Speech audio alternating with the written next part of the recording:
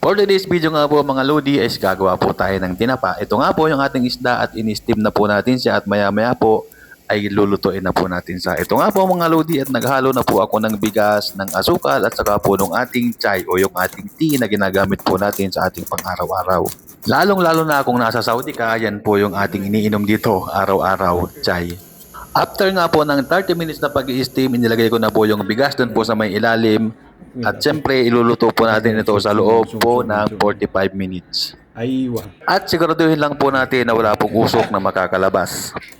At after nga po ng 45 minutes, hinango na po natin siya para pumakita na po natin yung resulta sa atin pong ginawa. At dahil nga po sa mini rice cooker lang po natin sa niluto, okay na rin po, hindi na rin po sa masama. Mas maganda po sana kung nasa malaki po tayong lutuan para po yung usok ay nakakaikot po doon sa ating mga isda.